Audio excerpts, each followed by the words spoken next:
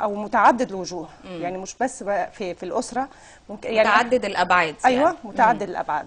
يعني ممكن المراه تكون مظلومه من ابوها، ممكن تكون مظلومه من زوجها، ممكن تكون مظلومه من اخوها، ممكن تكون مظلومه من المجتمع، ممكن تكون من المدير بتاعها.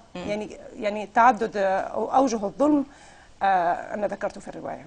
طيب يعني مش هقدر اقول خلافا لهذه القضيه بالاخص، ولكن لو انتقلنا لشق اخر او بعد اخر من ابعاد الروايه، وان الروايه يعني حضرتك تناولتي احداث مذبحه حماه عام 1900 سنه 82. تمام. والواضح ان هو قتل الكثير طبعا من السوريين في تلك المذبحه. يا ريت تكلميني لانه حصل العديد من الاحداث، طبعا احنا عارفين ما الى ذلك في احداث الوطن العربي. تمام. يعني روايه عائله السناري هي اخذ، يعني انا بتكلم فيها من احداث من اوائل القرن العشرين لاوائل ال21، وما جرى فيها من احداث، من اتفاقيات تقسيم الوطن العربي، ولا يزال يتم لغايه دلوقتي تقسيم الوطن العربي، اتفاقيه سايكس بيكو حضرتك عارفاها. تمام.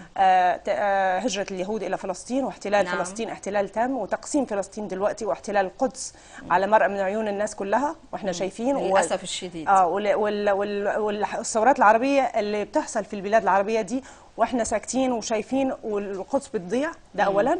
وبعدين ده برضو من الحاجات اللي انا اتكلمت فيها في الروايه، ان برضو ذكرت الحرب العالميه الاولى والحرب العالميه الثانيه. يعني هي بتتحدث عن احداث قرن كامل، ومن ضمنها طبعا الاحداث اللي حصلت في مدينه حماه سنه 1982، وقتل فيها على يد الرئيس ساعتها الحاكم انذاك حافظ الاسد. نعم. قتل فيها اكثر من 35,000 شخص. يعني اذا السيناريو يتكرر بشكل او باخر. هو يعني هو على بيتكرر حد مش الرؤيه. بس في سوريا.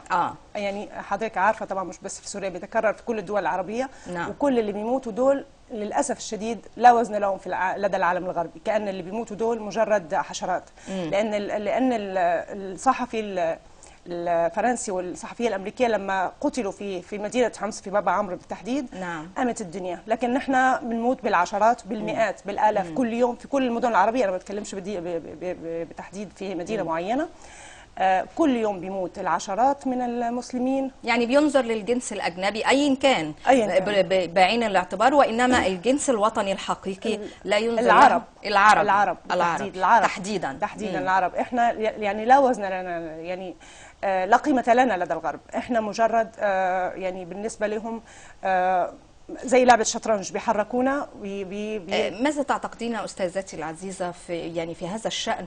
لما لا ينظر لنا بعين الاعتبار ولما يعني لا يجعل لنا وزن كما يجب أن يكون؟ والله لأن احنا تفرقنا ولم نهتم بكل المظاهر اللي ربنا سبحانه وتعالى اداها لنا من الوحدة الجغرافية، وحدة الدين، وحدة اللغة، وحدة العناصر التاريخية. احنا تاريخ واحد، يعني الشعوب العربية كلها كانت واحدة، كتلة واحدة. احنا تفرقنا لما تم تقسيمنا عن يعني بهدف ان احنا يقضى على وحدتنا قضاء مبرما، ولن تقوم لنا قائمة طالما احنا ابتعدنا عن الدين القويم، الوازع الديني. الوازع الديني. الدين مش شكل، يعني الرسول صلى الله عليه وسلم قال صلى الله عليه وسلم إن الله لا ينظر إلى صوركم وأجسادكم ولكن ينظر إلى قلوبكم وأفعالكم. يعني احنا مش مفروض ان انا اتقيد بس شكلي، مثلا انا كويس كده ولابس مثلا ملبس ديني، لكن ابتعدت عن الدين في افعالي. مش هو ده الاسلام ولا المسيحيه. الشكل هو مخبرك، جوهرك. واحنا دايما بنقول ان الفضيله هي صفه انسانيه، يعني قبل اي شيء وبعد كل شيء، وليس مرتبطا سواء بالمجتمع بعينه او دين بعينه. يعني مش مرتبط بشيء في حد ذاته، ده المفترض. طيب خلافا لهذه المذبحة وفي ظل الأجواء المحيطة، يا ريت تكلمينا عن بعض القضايا برضو من خلال مجريات يعني الرواية الخاصة بحضرتك. أنا أحب في الأول أوجه يعني إهداء الكتاب ده اللي هو سهى عني صراحة. أنا في ظل يعني فرحتي بالكتاب. نعم. والله يعني أوجه الشكر كمان في نفس الوقت لأستاذ محمد مدبولي، هو اللي يعني ساعدني على نشر الكتاب ده. نعم. فمن فرحتي بأول إنتاج لي نسينا نكتب الإهداء. يعني أنا لو قدر لي أن أنا أرجع بس أكتب إهداء، عايزة أهدي الكتاب أو الرواية الأولى لي لأمي سهام فوزي سباعي، الله يطول عمرها ويخليها يا رب إلهي فوق راسنا. لأن لولا يعني حب الدائم ان انا اقرا واطالع وتشجعني على القرايه دايما، ودعواتها المستمره لي، ما كنتش يعني ربنا وفقني ان انا اوصل يعني الله يوفقك. طيب بالمناسبه يعني قبل ان نستكمل حديثنا في اطار هذه الروايه عائله السناري، هي صدرت متى بالضبط او تم كتابتها بالاخص امتى بالضبط وبعدين اصدارها؟ تمام، انا قعدت فيها فعلا، اخذت مني، هي روايه طويله. نعم. يعني قولا يعني زي ما بيقولوا قولا وقالبا، قلبا وقالبا، قلبا وقالبا، ان اخذت مني حوالي 3 سنين في كتابتها. يعني قعدت فيها كتير، يعني قبل الثوره. بس خلصت يعني 2011 تقريبا.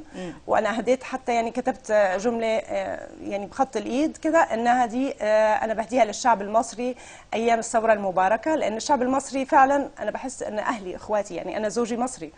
وبعدين يعني بحس ان ونحن نشرف بك أيضا على أرض مصرنا الحبيبة الغالية، وأنت أخت لنا. الله يسلمك. طيب يعني كما قلت لك منذ قليل، يعني بعد هذه الإهداءات واللي احنا قلناها، نرجع ونقول يعني حدثينا عن بعض القضايا الأخرى أيضا خلافا للقضية الرئيسية اللي احنا اتكلمنا فيها، قضايا سياسية وفي ظل الأجواء المحيطة في إطار هذه الرواية. تمام. أنا ممكن أقول إن أحداث الرواية قد مثلا تزعج بعض الأشخاص، لأنها تقترب من واقعهم، تقترب من مثلا الأحداث اللي هم عاشوها في حياتهم، أو تكون يعني مش منقولة. مش عايزة أقول منقولة، لكن يعني أنا يعني صورتها في قالب فعلا شبه واقعي، لدرجة إنه أستاذ محمد مدبولي قال لي يعني في منتهى الواقعية. أنا عمري ما شفت يعني أو أقرب للواقعية في خلال ال5 سنين اللي فاتوا دول.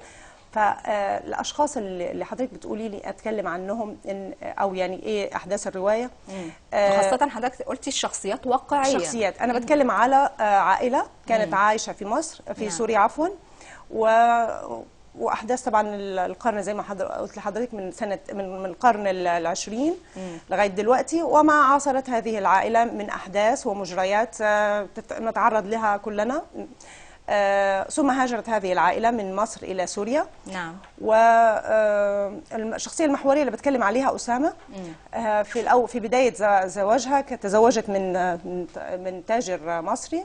أيوة. وابتعدت عن الظلم الذي تعرضت له الأول من أبيها، ويعني زي ما بيقولوا في مصر انفكت شوية كده، يعني تغير المناخ ككل، تغير المناخ إلى بيئة أخرى. تمام. يعني قد يعني تجد ملاذا وإنقاذا لتاريخ المرأة والأنثى إلى حد ما نوعا ما. طيب كيف أثرت هذه الظروف السياسية على نقول عليها مسار أحداث الرواية ككل؟ الظروف السياسية المحيطة لديكم ولدينا. يعني هذه الأسرة هاجرت من سوريا نتيجة الظلم الذي لحق بكثير من السوريين في فترة حكم الأسرة الحاكمة دلوقتي. فالكثير منهم هاجروا، يعني في ملايين السوريين مهاجرين في بلاد الله الواسعة زي ما بيقولوا، في أستراليا، في أمريكا، في يعني أنا العائلة اللي أنا كاتبة عنها عائلة السناري هاجروا إلى أستراليا وقعدوا هناك عشان حتى لا يخدموا في الجيش، يعني يهربوا من الجيش. حضرتك عارفة الخدمة في يعني حتى لو متعلمين يعني يهانوا في الجيش، بيهانوا. أنا كاتبة كده برضو في أحداث الرواية. كيف يهانوا يعني يتعرضوا مثلا انهم من قبل بعض مثلا القادة اللي في الجيش، بيتعرضوا انه يعاملوا معاملة ليست كريمة، يعني مثلا فيها إهدار لكرامة الإنسان. تمام. السوري. أيوة. ففضل كثير من الآباء، أنا أعرف كثير من الآباء السوريين فضلوا أنه يطلعوا أولادهم برا سوريا مشان ما يخدموا الجيش، يعني هربا من الخدمة العسكرية. مش عشان ما يخدموش بلدهم، لا، عشان هربا من الظلم المجحف والإهدار الكرامة زي ما حضرتك قلتي للإنسان السوري في فترة. دائما بنقول ان بيبقى في ظروف خاصة وظروف عامة محيطة بالأديب أو الأديبة، هي اللي دفعتك في المقام الأول والأخير لنقول هذه الرواية. صحيح. ما هي؟ بداية فعلا زي ما حضرتك قلتي، الظروف هي اللي بتحرك سير. نعم. سير حضرتك، سير حضرتك، او سير اي قصدي انسان يعني. يعني مثلا ك ك كحب لان انا اقعد اكتب، ايه بدايته؟ ان انا كنت بحب القراءه بتشجيع من ابي رحمه الله. كان دايما بيشجعني ان انا اقرا كتير، وبيديني كتب اكبر من سني، لدرجه ان يعني ان مثلا ايه، كان بيديني كتب. انا اذكر في كتاب نظريه اينشتاين، قلت له يا بابا بس دي صعبه علي كتير. قال لي لا، قريه ممكن تفهميها مره واثنين وثلاثه، واذا ما فهمتيها تعالي انا فهمك. يعني دي من الكتب اللي انا فاكره انه اداني اياها وانا عمري مثلا 10 سنين.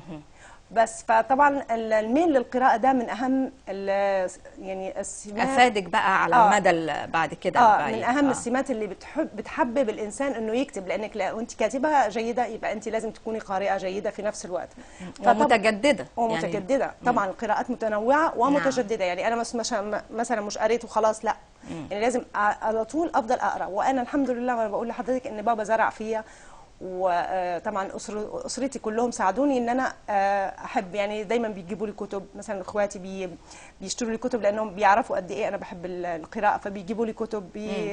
بيعرفوا مثلا اذا انا في كتاب مثلا مش موجود عندي، بيحاولوا انهم يجيبوه لي لو موجود في بلد تانية مثلا. نعم.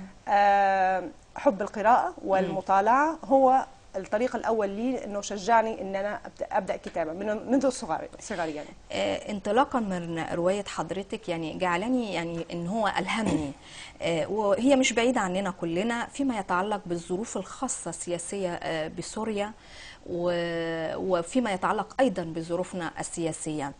هل وجدتي ان تلك الروايه، وخاصه انها كتبت ما قبل الثوره ولكن انطلقت للانتشار ما بعد الثورة، هل شايفة في أوجه ربط بين الأحداث بشكل أو بآخر، أم ينقصه بعض الشيء كان فيه إضافات كان يجب أن هي تكون موجودة؟ أنا شايفة أن كتير فعلا. أنا شايفة أوجه ربط. يعني حتى أنا ساعات مثلا أنا براجع بعض الأحداث في الرواية، بقول يعني فعلا دي كأننا كتبتها دلوقتي، يعني نعم. في الأحداث اللي احنا فيها دي مثلا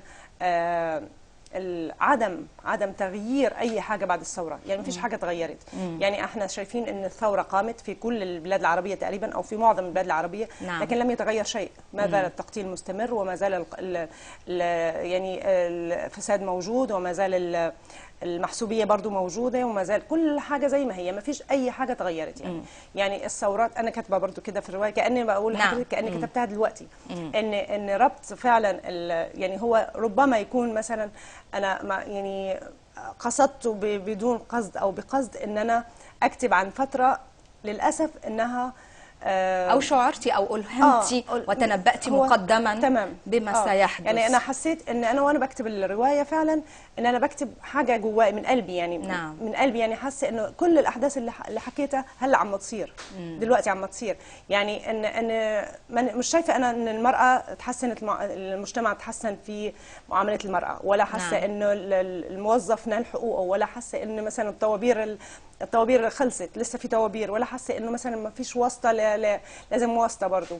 يعني كمان من الحاجات اللي انا عايزه اتكلم فيها ان اي حد مثلا ناشئ برضو لازم يكون عنده اسم حد يدفعه انه عشان مرجعيه ليه فيعود عشان يظهر. يعني دي من الحاجات. طب انعكاسا من كلام حضرتك بما فيه من سلبيات للاسف الشديد، لابد ان احنا بقى ننظر بنظره ايجابيه فيما تامليه ايه بقى في الايجابيات في الفتره القادمه، طبعا لسوريا مقدما وكذلك مصر. والله اتمنى على الله ان تكون الثوره فعلا هي تغيير حقيقي. حضرتك عارفه تغيير نعم. الثوره بتعريفها ان هي تغيير جذري يقوم به الشعب لاحداث تغيير حقيقي في المجتمع. نعم. الشعب بدون اي تدخل يقوم به من اجل احداث تغيير حقيقي في المجتمع. لكن احنا شايفين ان ما فيش تغيير حقيقي، هو تغيير ظاهري شكلي. شلنا واحد وحطينا واحد غيره، لكن فين التغيير؟ ما فيش، ما حسيناش كلنا كعرب، كأشقاء في الدم والعروبة والإسلام والدين والتاريخ واللغة. نعم. ما حسيناش إن في تغيير حقيقي، لا في تونس ولا في الجزائر ولا في الجزائر لسه ما جاش دورها، ولا تونس ولا ولا مصر ولا ليبيا ولا سوريا دلوقتي. ولكن بتعد الأوراق للأسف الشديد يعني من بعض ما يحدث على أرض الواقع والساحة. احنا بنأمل أن كل دولة عربية ما يحدث فيها كما أشرتي حضرتك منذ قليل هو تغيير جذري وحقيقي وجوهري بالفعل وحقيقي. طبعا احنا سنظل يعني دائما وابدا، واحنا لينا طبعا علاقات وثيقه نؤازر الشعب السوري، الشعب المصري والسوري يعني هيفضلوا بجوار بعضهما البعض بجوار الحق وكلمه الحق وصوت الحق دائما أمين. عالي، ولكن ليس علو الصوت، ولكن دائما كرؤى بتكون واضحه كوضوح الشمس. صحيح. تفضلي. هل انا عايزه اضيف حاجه حضرتك، يعني لو شفتوا المظاهرات السوريه بيقولوا دايما في المظاهرات اللي بتطلع على التلفزيون. نعم. الشعب احنا عندنا بيقول لك شعب السوري شعب واحد. نعم. واحد واحد واحد. واللي بيحصل دلوقتي من الالتفاف على قضيه ان نعمل طائفيه في سوريا، خلي ده يتناحر مع ده مع يتناحر، لان احنا سوريا فيها دروز وفيها سنه وفيها شيعه. نعم. وفيها علويين وفيها اكراد وفيها كتير طوائف يعني. انا ليا اصحاب كتير، ليا اصحاب شيعه وليا اصحاب علويين. وانا فعلا بالصدفه مره بابا بيقول لي دي علويه عشان بيحطوا، حضرتك عارفه الشيعه بيحطوا حجر. نعم. على الارض. يعني بس قال لي دي شيعيه، لكن احنا كلنا اصحاب الشيعة والعلويين والدروز.